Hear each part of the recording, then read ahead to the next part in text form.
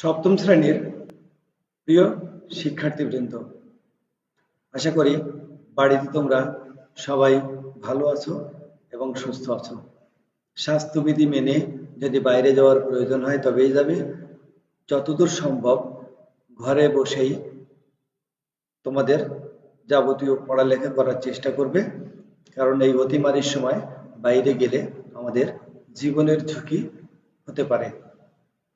তাহলে সপ্তম শ্রেণীর শিক্ষার্থীবৃন্দ, তোমাদের আজ আমি বাংলা প্রথম পত্র পাঠদান করব। আমাদের প্রথম কবিতাটা তোমাদের সামনে আজ উপস্থাপন করতে যাচ্ছি। কবিতাটির নাম নতুন দেশ, লিখেছেন বিশ্বকবি রবীন্দ্রনাথ ঠাকুর। তাহলে এই কবিতাটা পাঠ করে আমরা কি জ্ঞান অর্জন করব বা শিখন ফলটা কি সেটা আমরা একবার দেখে নিই। বিশ্বকবি রবীন্দ্রনাথ ঠাকুরের পরিচয় তোমরা বলতে পারবে, কিছু নতুন শব্দ এবং সমর্থক শব্দ, সেই শব্দ এবং সমর্থক শব্দ দিয়ে তোমরা বাক্য তৈরি করতে পারবে, সঠিক উচ্চারণে কবিতাটি পাঠ করতে পারবে। তাছাড়া কবিতার বিষয়বস্তু তোমরা বলতে পারবে। তাহলে দেখো, আমরা আজ লেখক পরিচিতি বা কবি পরিচিতি একটু আলোচনা করি। দেখো, এটা কার ছবি?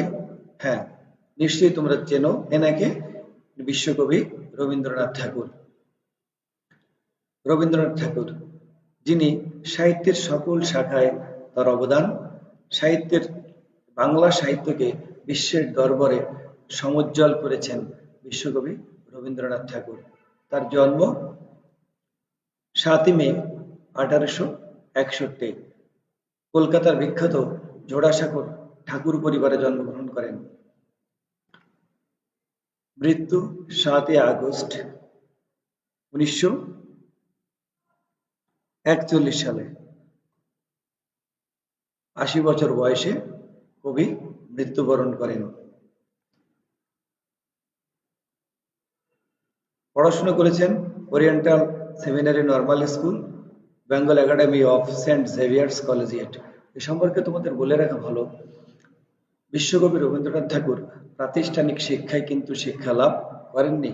তিনি 17 বছর বয়সে বিলেতে ব্যারিস্টারি পড়তে গিয়েছিলেন, কিন্তু ব্যারিস্টারি পড়া অসম্পূর্ণ রেখেই তিনি দেশে ফিরে আসেন। তিনি কিন্তু স্বশিক্ষায় শিক্ষিত, অর্থাৎ নিজে নিজে তিনি বই পড়ে জ্ঞান অর্জন করেছেন। তার রচনা বলি, কাব্যগ্রন্থ হচ্ছে সোনার তরী, চিত্রা, গীতাঞ্জলি ইত্যাদি। আর ছোট গল্প হচ্ছে হৈমন্তী, দেনা পাওনা। আসলে রবীন্দ্রনাথের অসংখ্য ছোট গল্প আছে, যেগুলোকে তিনি গল্পগুচ্ছ বা ছোট গল্প আকারে নাম দিয়েছেন। উপন্যাস গোরা, ঘরে বাইরে, শেষের কবিতা ইত্যাদি। নাটক রক্তকরবী, ডাকঘর, বিসর্জন, রাজা তার নাট্যগ্রন্থ। পুরস্কার, তিনি এশীয়দের মধ্যে সাহিত্যে সর্বপ্রথম নোবেল পুরস্কার লাভ করেন 1913 সালে। উপাধি, তিনি বিশ্বকবি এবং ইংরেজ সরকার তাকে নাইট উপাধিতে ভূষিত করেন। তার ছদ্মনাম ভানু সিংহ ঠাকুর। তাহলে দেখো, বিশ্বকবি রবীন্দ্রনাথ সম্পর্কে বলতে গেলে সাহিত্যের এমন কোনো শাখা নেই যেখানে তার অবদান নেই। সাহিত্যের নতুন ধারা তিনি সৃষ্টি করেছেন। তিনি একাধারে সাহিত্যিক, চিন্তাবিদ, নাট্যকার, সুরকার, অভিনেতা, নাট্য প্রযোজক এবং চিত্রশিল্পী। তিনি শান্তিনিকেতন এবং বিশ্বভারতীর মতো প্রতিষ্ঠান গড়ে শিক্ষার এক অনন্য ধারা সৃষ্টি করেছেন। প্রিয় শিক্ষার্থীবৃন্দ, আসুন আমরা এবার কবিতাটি পাঠ করি।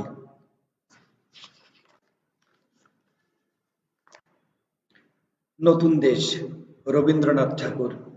নদীর ঘাটের কাছে নৌকো বাঁধা আছে, নাইতে যখন যাই দেখি সে জলের ঢেউয়ে নাচে। আজ গিয়ে সেইখানে দেখি দূরের পানে মাঝ নদীতে নৌকো কোথায় চলে ভাটার টানে। জানি না কোন দেশে পৌঁছে যাব শেষে, সেখানেতে কেমন মানুষ থাকে কেমন বেশে। থাকি ঘরের কোণে, সাত জাগে মোর মনে, অমনি করে যাই ভেসে ভাই নতুন সাগর বনে। দূর সাগরের পারে জলের ধারে ধারে নারিকেলের বনগুলি সব দাঁড়িয়ে সারে সারে। পাহাড় চূড়া সাজে নীল আকাশের মাঝে, বরফ ভেঙে ডিঙিয়ে যাওয়া কেউ তা পারে না যে।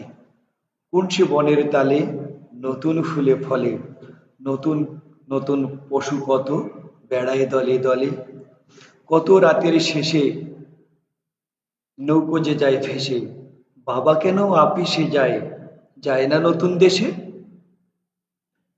দেখো, এই কবিতাটি ছোটদের উদ্দেশ্যে তিনি লিখেছেন।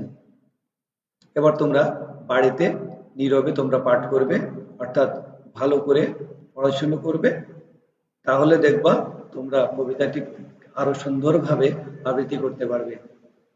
একক কাজ। তাহলে বলো, রবীন্দ্রনাথ ঠাকুর কোথায় জন্মগ্রহণ গ্রহণ করেন? কত সালে মৃত্যুবরণ করেন?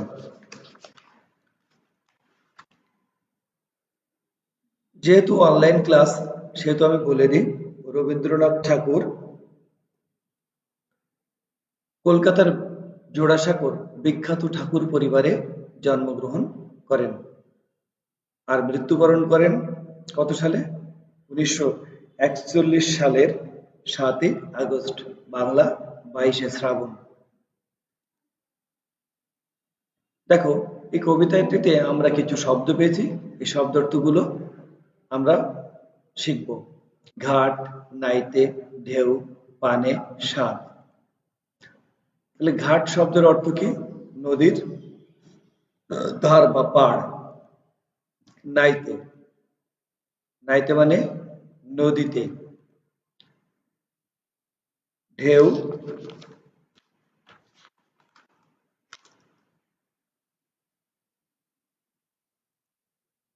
পানির তরঙ্গ। পানে মানে দিকে। স্বাদ তো আশা। বাড়ির কাজ। সর্বশেষ তুমি যে অঞ্চলে ভ্রমণ করেছিলে তার বর্ণনা দাও। বাড়ির কাজটা লিখে নিতে হবে। স্কুল খুললে তোমরা বাড়ির কাজটা করে এনে আমাকে দেখাবে। দেখো, তোমাদের এই কবিতার বিষয়বস্তু আমি যদি একটু বলি, একজন শিশু তার মনটা থাকে কৌতূহলে। কৌতূহলী মন নতুন কিছু জানার ইচ্ছা প্রকাশ করে, নতুনকে জানার তার আগ্রহ থাকে অসীম। সে নতুন কিছু দেখতে চায়।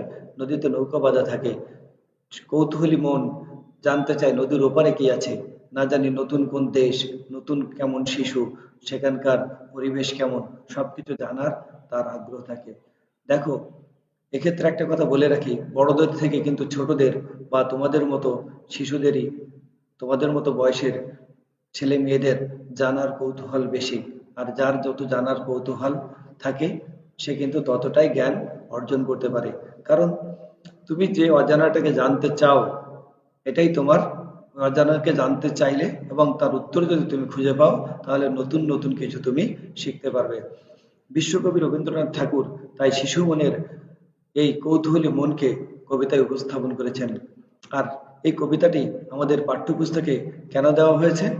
কারণ তোমাদের মধ্যে সেই কৌতূহলী মনটাকে জাগিয়ে তোলার জন্য এই পাঠ্যপুস্তকে অন্তর্ভুক্ত হয়েছে নতুন দেশ কবিতাটি, যাতে করে তোমার আশেপাশে যা কিছু আছে বাড়ির পাশে বা আশেপাশে, সেগুলো তুমি জানবে, জানার চেষ্টা করবে। তাহলে দেখো, বাড়ির কাজটা তুমি সর্বশেষ যে অঞ্চলে ভ্রমণ করেছ সেই সম্পর্কে একটা সুন্দর করে নাতিদীর্ঘ রচনা লিখে নিয়ে আসবে। তাহলে আজ এ পর্যন্তই। তোমরা করোনার সময় ভালো থাকবে, সুস্থ থাকবে। যদিও বাইরে বের হওয়া লাগে কোনো প্রয়োজনে, স্বাস্থ্যবিধি মেনে অবশ্যই বের হবে এবং স্বাস্থ্যবিধি মেনে চলবে। সবাইকে আবারও ধন্যবাদ।